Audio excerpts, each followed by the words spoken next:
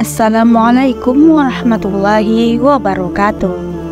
Di tengah hiruk pikuk dunia yang penuh dengan ambisi dan kepentingan pribadi, ada seorang wanita yang namanya diabadikan dalam sejarah karena cinta ilahinya yang tulus.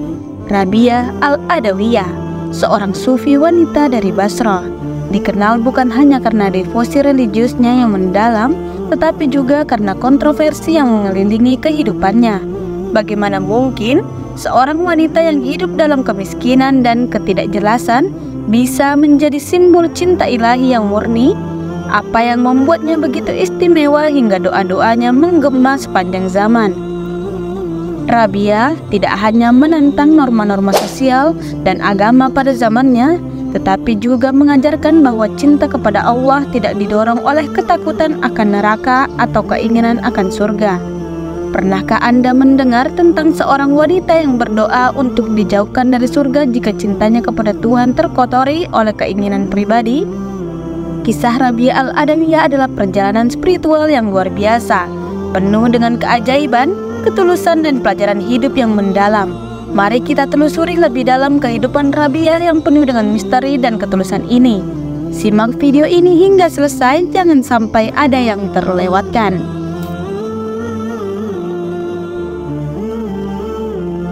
Rabiah dilahirkan pada 95 Hijriah di Basrah. Kala itu, Basrah memiliki banyak ulama, para ahli fikih, ahli ilmu kalam, dan para zahid. Basrah juga dipenuhi oleh istana bangsawan, selain juga layaknya kota lain. Ada gubuk-gubuk kumuh yang menjadi tempat berteduh orang-orang yang tak beruntung. Dan di salah satu gubuk itulah Rabiah lahir.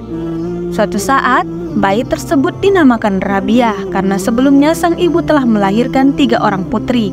Maka sang ayah memberikan nama Rabiah, yaitu keempat, kepada bayi mungil yang baru lahir. Ayah Rabiah miskin, tapi ia teguh menjaga akhlaknya. Demikian pula sang ibu. Tak sedikit cerita mitos terkait kelahiran Rabiah. Para penulis sejarah hidup sirah Rabiah mengangkat sisi kemiskinan keluarga Rabiah. Saat proses kelahiran Rabiah, bahkan minyak lampu templok di rumahnya tinggal sedikit. Hanya cahaya temaram yang menyambut proses kelahiran Rabiah. Begitu lahir, sang ibu masih harus kebingungan mencari kain penghangat untuk si jabang bayi. Akhirnya, sang ibu meminta suaminya untuk memberanikan meminta sedikit minyak demi lampu templok kepada tetangga. Namun tidak ada hasil. Sang ayah akhirnya tertidur dalam kesedihan. Dalam tidurnya, ia bermimpi bertemu dengan Rasulullah yang bersabda kepadanya, "Jangan bersedih, anak perempuanmu yang baru lahir ini kelak menjadi tokoh yang agung derajatnya. 70.000 umatku amat mengharap syafaat darinya." Nabi Muhammad lalu memerintahkan sang ayah untuk menemui gubernur Basrah waktu itu, Isa Zadzan, dan menyerahkan kepadanya selembar kertas yang bertuliskan, "Setiap hari engkau bersolawat 100 kali kepadaku, khusus pada malam Jumat sebanyak 400 kali. Namun hari Jumat kemarin engkau lupa kepadaku. Untuk itu berikan kepada orang ini 400 dinar agar dosamu karena melupakanku terhapus." Sang ayah membulatkan tekad. Ia menyerahkan kepada sekretaris gubernur selembar surat berisi catatan dari Nabi.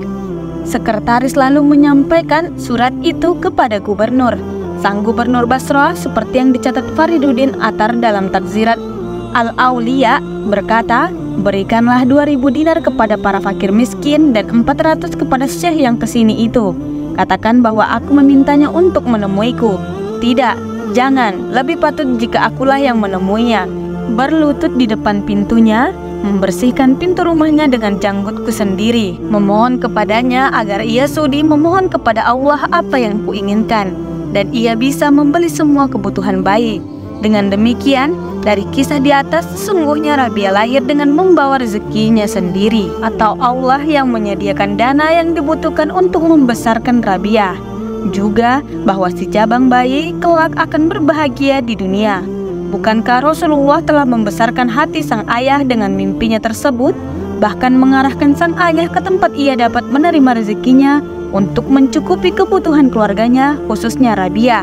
Demikianlah proses kelahiran Rabiah yang diselubungi dengan kisah-kisah yang menyerupai mitos, dan sang ayah yang awalnya sangat bergantung kepada keluarga besar Atik berubah menjadi tidak bergantung kepada siapapun setelah Gubernur Basrah memperhatikan keluarga ini. Ada juga yang menyebutkan bahwa ayah Rabiah bukanlah hamba manusia, melainkan seorang hamba Tuhan. Meski ia terikat untuk melayani keluarga besar Ataik, ada kemungkinan nasab keluarga ini dari Persia yang telah memeluk Islam dan bermigrasi ke Basrah ketika terjadinya penaklukan wilayah. Rabiah sangat cerdas. Ia telah hafal Al-Quran pada usia yang masih sangat belia. Ayahnya meninggal dunia ketika Rabiah beranjak remaja, saat Basrah dilanda pacengklik luar biasa. Keadaan itu memaksa Rabiah dan ketiga saudarinya berpisah untuk mencari sesuatu demi mengganjal perut. Mulai dari sinilah Rabiah memasuki babak baru dalam kehidupannya. Ia terjerat jaring perbudakan setelah sebelumnya berada dalam kekuasaan seorang saudagar yang lalu menjualnya di pasar budak. Dalam episode baru perjalanan hidupnya ini, para penulis melukiskan Rabiah memiliki suara merdu dan mahir memainkan seruling. Selain bahwa ia cantik, kelebihan itu mendorong majikannya menugaskan Rabiah untuk bernyanyi demi menghibur sahabat-sahabat majikannya. Padahal Rabiah sendiri merasa tidak nyaman dengan keadaan tersebut. Menimbang bahwa telah hafal Al-Quran semenjak remaja, jiwanya tentu telah terkondisikan untuk merindukan apa yang di sisi Allah. Wajar jika seorang yang sudah terpola sejak kecilnya dengan mencintai Allah, terjaga perilakunya sesuai ajaran kitabullah dan sunnah Rasulullah. Seberapa dalam ia terlelap dalam dekapan dunia gelap, ada saat ketika ia merindukan masa-masa indah itu kembali. Lumrah saja jika suatu ketika Rabiah mengalami kesadaran dan keterjagaan. Jiwanya telah menggugat apa yang telah hilang dari dirinya selama ini. Bagaimana tidak, Rabiah tumbuh kembang dalam rahim keluarga yang sangat bersahaja. Ia terbiasa bersandar kepada Yang Maha Kuasa. Ayahnya seorang ahli ibadah dan pecinta keagungannya. Masa kecil yang sedemikian pastilah menanam kesan mendalam pada siapapun. Tidak seorang pun dapat menolak kecenderungan demikian. Jikapun mampu menolaknya, pada saatnya kenangan tersebut pasti akan menariknya kembali. Rabiah sebetulnya dapat saja hidup mewah. Ia juga sangat mungkin menjadi kaya raya. Selain cantik, ia dianugerahi suara merdu, kemampuan menyanyi yang baik. Rabiah bisa saja hidup seindah yang diimpikan. Sebab betapa banyak orang yang mengagumi dirinya bersedia memberikan kekayaan kepada Rabiah sebanyak keinginannya, asal ia menemani mereka dan bernyanyi untuk mereka. Namun, bagi seseorang perempuan yang memiliki perasaan dan karakter tekun beragama yang dibentuk sejak kecil seperti Rabiah, adalah suatu yang mustahil untuk menyimpang dari jalan lurus. Setelah dijual sebagai budak, Rabiah menjalani hidup yang penuh penderitaan.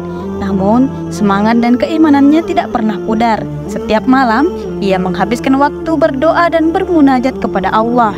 Tuan rumahnya yang awalnya tidak peduli, mulai memperhatikan sesuatu yang aneh dan di luar biasa tentang Rabiah. Suatu malam, tuannya terbangun dan melihat cahaya yang luar biasa memancar dari kamar Rabiah. Penasaran, ia mendekati dan melihat Rabiah sedang bersujud. Dengan air mata yang mengalir di pipinya, cahaya tersebut tidak berasal dari lilin atau lampu, tetapi tampak seperti cahaya ilahi yang menerangi ruangan itu. Tuan rumahnya terpesona dan tersentuh oleh pemandangan tersebut. Ia menyadari bahwa Rabiah bukanlah budak biasa, melainkan seseorang wanita suci dengan hubungan yang mendalam dengan Allah. Tersentuh oleh keajaiban tersebut, kemudian tuannya luluh dan membebaskan Rabiah. Dengan kebebasan yang baru ditemukan, Rabiah tidak tergoda untuk kembali ke kehidupan duniawi. Sebaliknya, ia memilih hidup untuk lebih berfokus kepada akhirat, menyerahkan dirinya sepenuhnya kepada Allah. Ia menetap di sebuah gubuk kecil di pinggiran kota Basrah, mengabdikan dirinya untuk ibadah dan kontemplasi. Setelah pembebasannya, Rabiah Al-Adawiyah mulai menarik perhatian banyak orang karena keimanan dan kebijaksanaannya. Meskipun hidup dalam kesederhanaan, ketenangan batinnya dan kedalaman spiritualitasnya membuat banyak orang datang kepadanya untuk mencari bimbingan. Rabiah tidak pernah mencari ketenaran atau pengakuan, tetapi ajaran dan kehidupannya yang penuh dedikasi kepada Allah membuatnya dikenal luas. Rabiah Al-Adawiyah dikenal tidak hanya sebagai seorang wanita yang beribadah, tetapi juga sebagai seseorang yang memiliki pengetahuan mendalam tentang Islam dan tasawuf. Kehidupannya yang asketik dan ajaran-ajarannya tentang cinta ilahi mulai menyebar, dan banyak murid yang datang untuk belajar darinya. Rabiah tidak memiliki guru formal, tetapi kedekatannya dengan Allah memberikan hikmah dan pemahaman yang mendalam. Ajaran-ajaran Rabiah didasarkan pada cinta yang murni kepada Allah. Ia mengajarkan bahwa hubungan dengan Allah harus didasari oleh cinta yang tulus, bukan oleh rasa takut akan neraka atau keinginan akan surga. Cinta ilahi menurut Rabiah adalah cinta yang paling murni dan sempurna. Ia sering berbicara tentang betapa pentingnya mengabdi kepada Allah tanpa pamrih.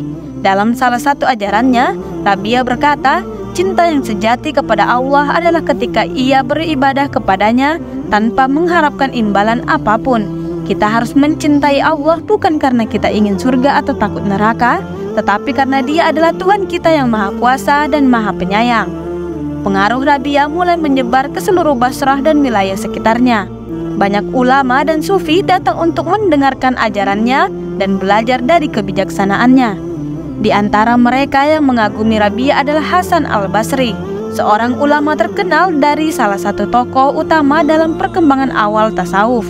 Hasan al-Basri sering berdiskusi dengan Rabiah tentang berbagai aspek spiritualitas dan tasawuf, dan ia sangat menghormati pengetahuan dan pengabdian Rabiah kepada Allah.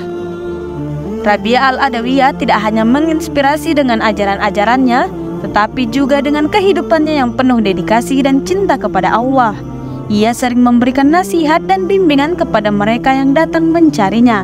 Murid-muridnya mencatat ajaran dan nasihatnya, yang kemudian disebarkan dan dijadikan panduan dalam kehidupan spiritual. Rabiah menolak segala bentuk pujian dan penghormatan yang berlebihan. Ia selalu menekankan bahwa segala yang ia lakukan adalah untuk Allah semata. Dalam setiap kesempatan, Rabiah menunjukkan kerendahan hati dan ketulusan yang luar biasa.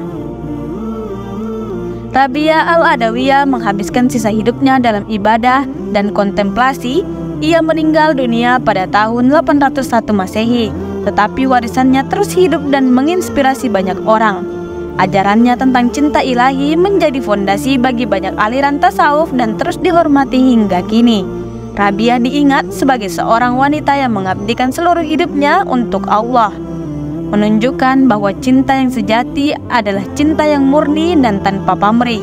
Melalui kehidupan dan ajarannya, Rabiah menginspirasi kita untuk mencari Allah dengan hati yang murni dan tulus, dan untuk mencintainya tanpa syarat atau pamrih. Kisah Rabiah al-Adawiyah adalah sebuah simbol dari cinta ilahi dan ketulusan dalam beribadah. Kisah hidupnya mengajarkan kita bahwa hubungan dengan Allah adalah hubungan yang dibangun di atas cinta, bukan ketakutan atau harapan. Melalui kehidupan dan ajarannya, Rabiah menginspirasi kita untuk mencari Allah dengan hati yang murni dan tulus.